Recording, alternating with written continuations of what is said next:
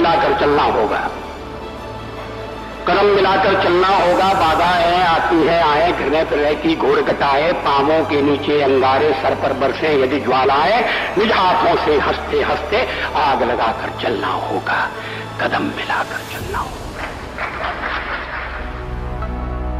क्या हार में क्या जीत में, किंचित नहीं भयभीत में, कर्तव्य के पथ पर जो भी मिला, ये भी सही वो भी सही। नाज़रीन आदाब, इस्तक़बाल है आपका हमारी इस खास पेशकश में जिसका नाम है कदम मिलाकर चलना होगा। हिंदुस्तान को आज़ादी दिलाने से लेकर तरक्की के राह पर ले जाने तक हमारे सियासी रहनुमाओं ने जो किरदार निभाया है, रहती दुनिया तक उसे फरामोश नहीं किया जा सकता। अगर हम अपनी सियासी तारीख़ के औराक़ को पलट कर देखें तो ऐसे मुतअद्दिद रहनुमा हैं जिन्होंने मुल्क की खिदमत में अपनी पूरी ज़िंदगी सर्फ कर दी, लेकिन अपने मुखालफीन पर गहरी छाप छोड़ने वाले चंद ही रहनुमा हैं। और इस ज़िम्न में सबसे नुमाया नाम है भारत रत्न अटल बिहारी वाजपेयी।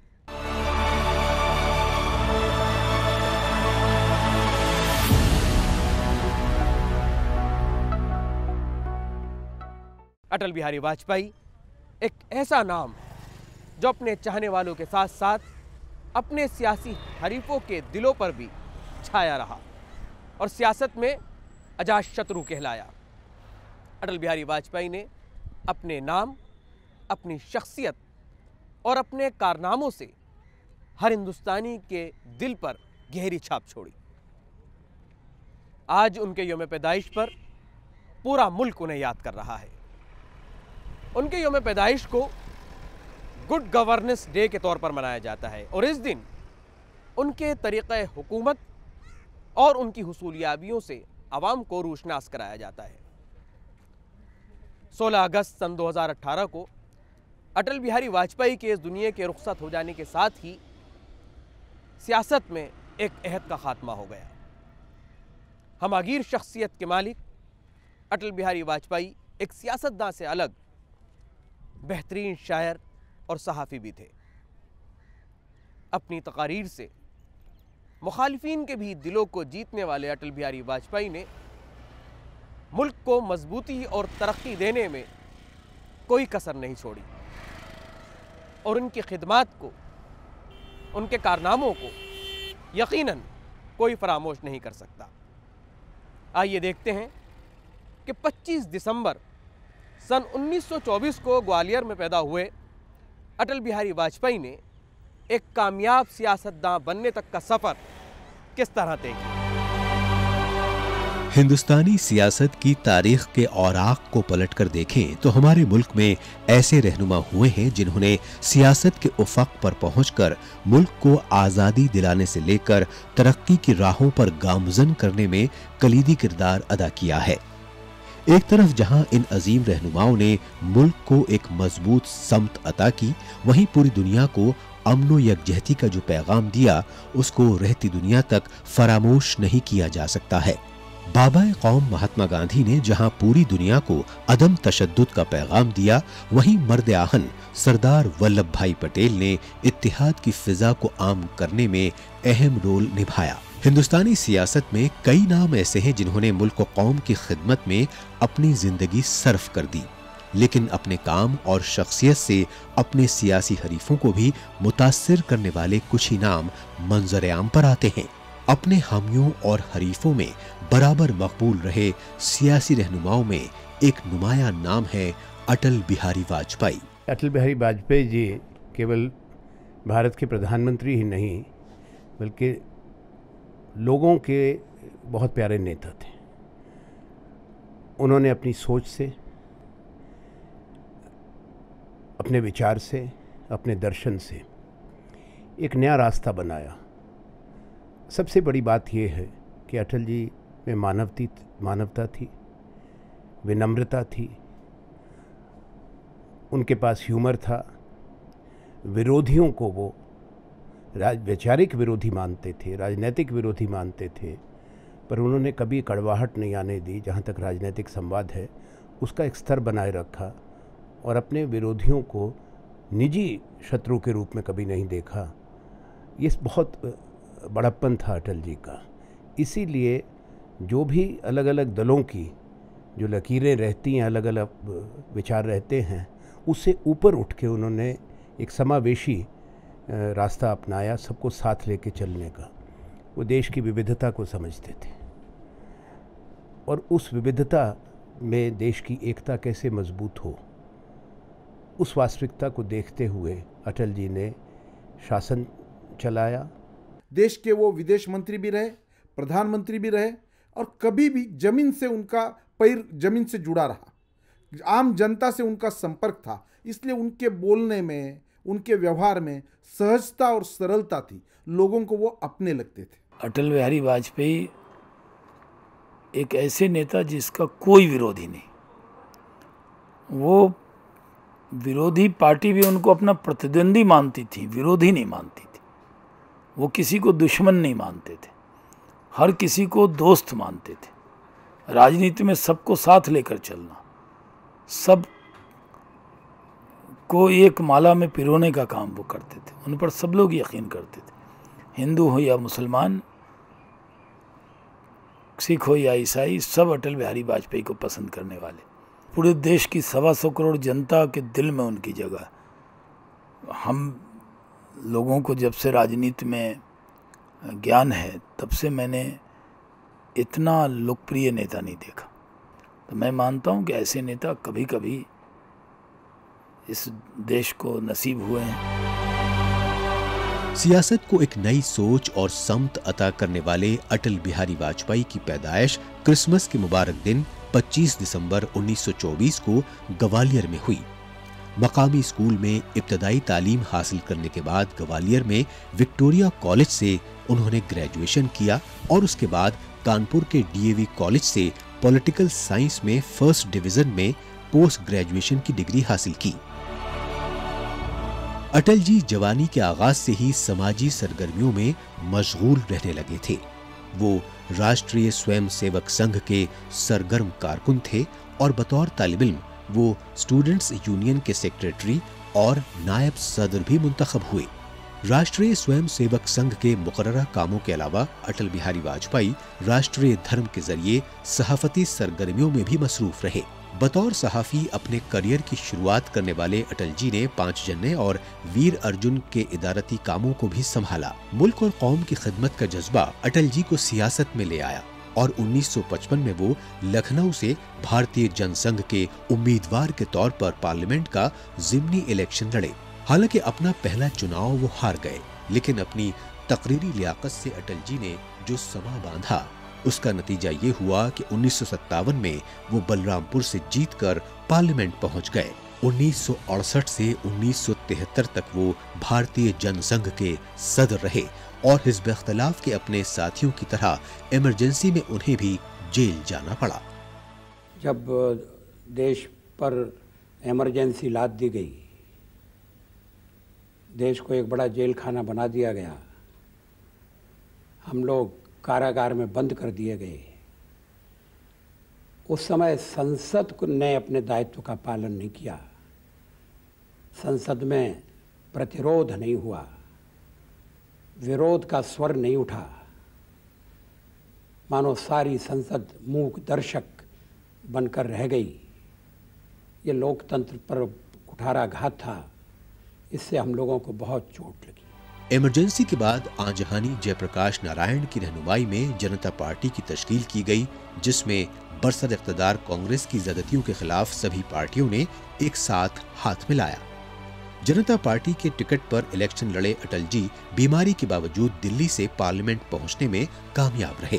सरकारें कायम होंगी, बदलेंगी, मगर कश्मीर से लेकर कन्याकुमारी तक फैला हुआ भारत अपनी सनातन संस्कृति के साथ आधुनिकता का वर्ण करने के लिए अमर काल तक इस तीर्थ यात्रा में चलता रहेगा। 1977 में जनता पार्टी की हुकूमत बनी और अटल जी को वजीर खारजा बनाया गया। बतौर वजीर खारजा जब उन्होंने यूएन में हिंदी में पुरअसर अंदाज में तकरीर की तो हर हिंदुस्तानी का सर फख्र से ऊंचा हो गया। वसुधैव कुटुंबकम की परिकल्पना बहुत पुरानी, भारत में सदा से हमारा इस धारणा में विश्वास रहा है कि सारा संसार एक परिवार है। जनता पार्टी के बिखराव के बाद 6 अप्रैल 1980 को मुंबई में भारतीय जनता पार्टी की तश्कील की गई और अटल जी को पार्टी का पहला सदर बनाया गया। 1980 में दिल्ली से जीत कर आए अटल जी को भारतीय जनता पार्टी ने ऐवान-ए-ज़ेरी में अपना लीडर बनाया। बीजेपी के सदर की हैसियत और अपनी दमदार तकारीर से अटल बिहारी वाजपेयी कौमी सियासत में एक बड़ा नाम बन चुका था। अपने सियासी सफर में तमाम नशेब फराज देखने वाले अटल जी ने सियासत पर हमेशा मुल्क को तरजीह देने की जो सीख सियासतदानों को दी, उसी का नतीजा ये हुआ कि आगे चलकर वो उस ओहदे पर पहुंचे जिस पर पहुंचना किसी ख्वाब के पूरा होने से कम नहीं था। 1980 में बनी भारतीय जनता पार्टी के पहले सदर बनने के साथ ही अटल बिहारी वाजपेयी कौमी सियासत में एक बड़ा नाम बन चुका था। और फिर 1996 में वो वक्त भी आया जब अटल बिहारी वाजपेयी मुल्क के वजीर आज़म बने। हालांकि महज 13 दिन में ही उनको कुर्सी छोड़नी पड़ी और उसके बाद 1998 में 13 महीने मुल्क के वजीर आज़म रहे। लेकिन इस छोटे से अरसे में अटल बिहारी वाजपेयी ने यह साबित कर दिया कि अगर इरादे पुख्ता और दूरअंदेशी हो तो इस मुल्क को तरक्की याफ्ता बनने से कोई नहीं रोक सकता।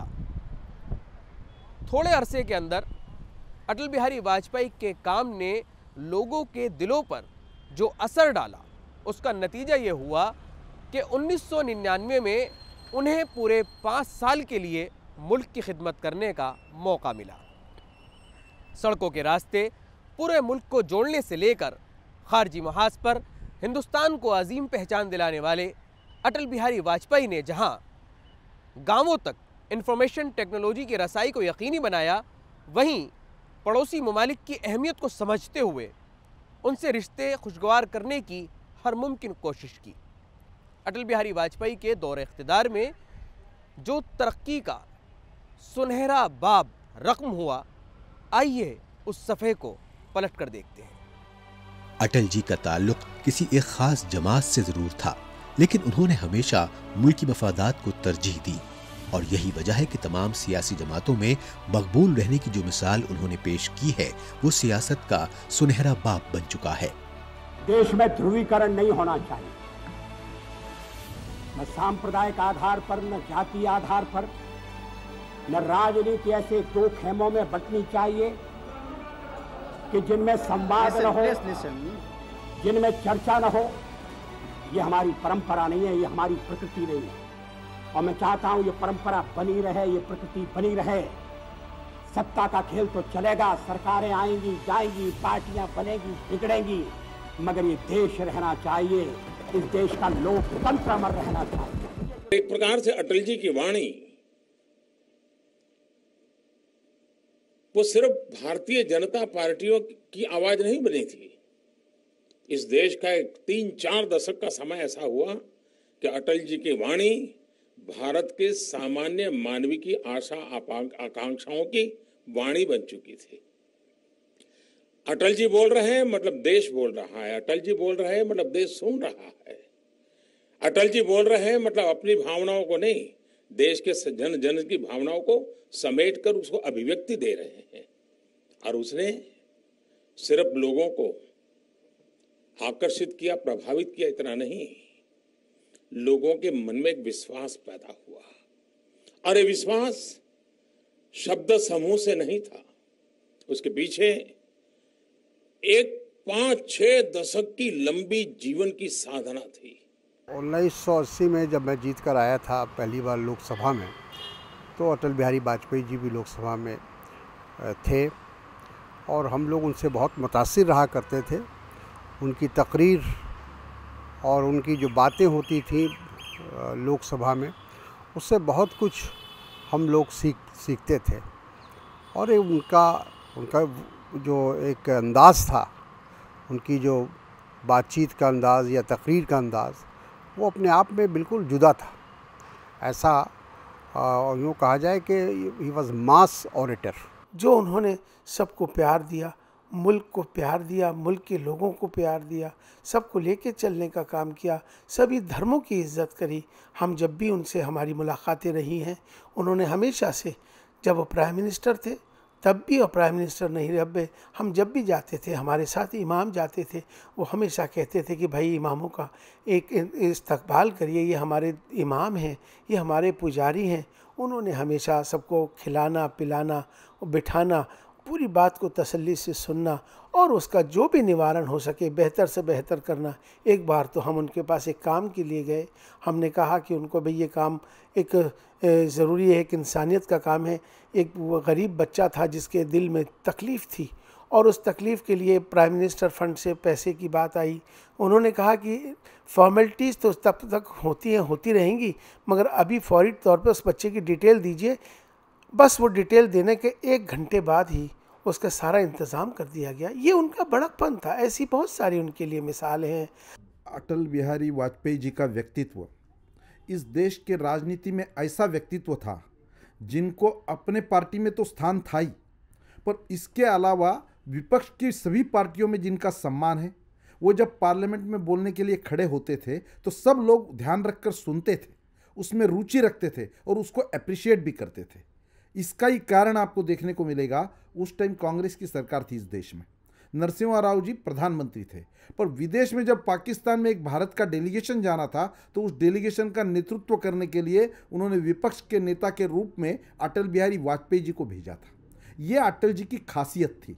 वो अपने पार्टी में तो लोकप्रिय थे ही, पर उसके अलावा उनकी लोकप्रियता पार्टी तक सीमित नहीं थी। उनको चाहने वाले लोग सभी पार्टियों में दिखते थे, पूरे देश में उनको अप्रिशिएट करने वाले लोग।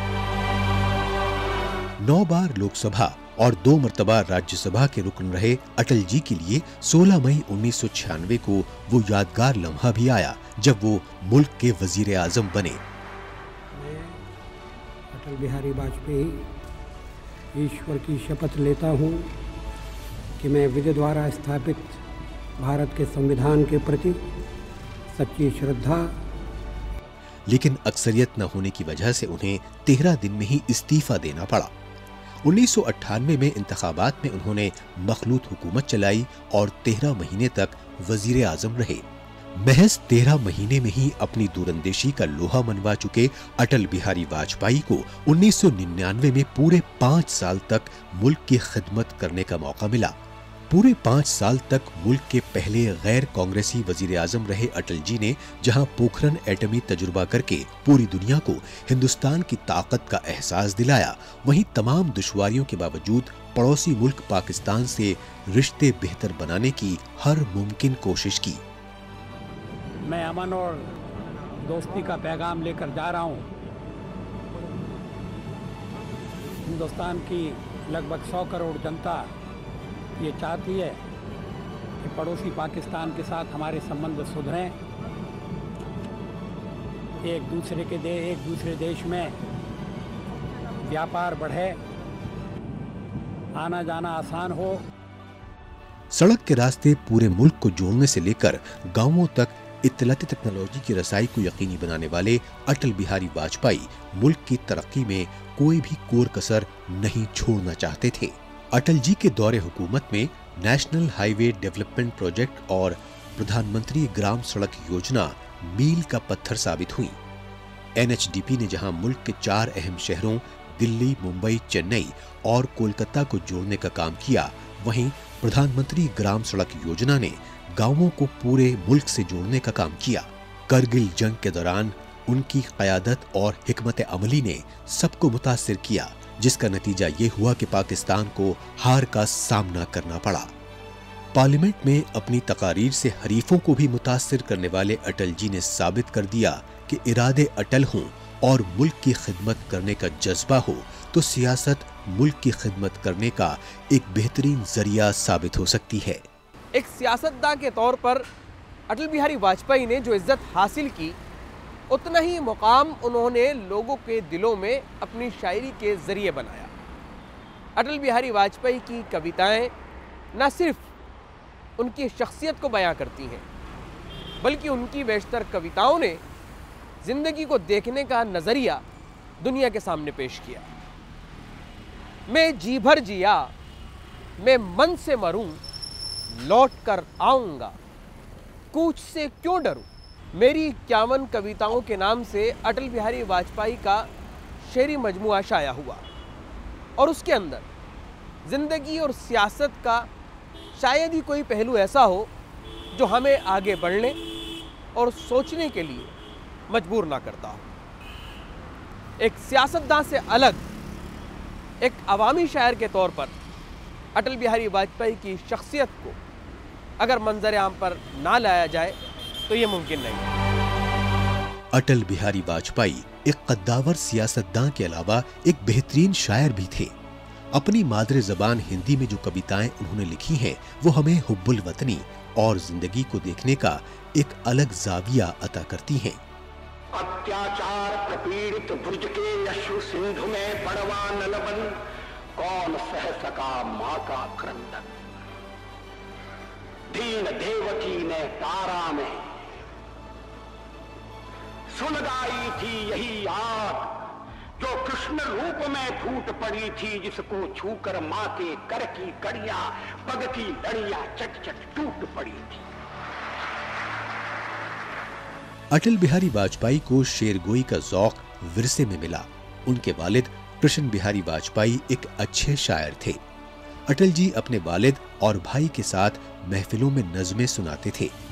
वतन परस्ती और आपसी इत्तिहाद पर लिखी उनकी मेयारी नज़मों ने उन्हें एक अच्छे शायर के तौर पर शनाख्त दिलाई।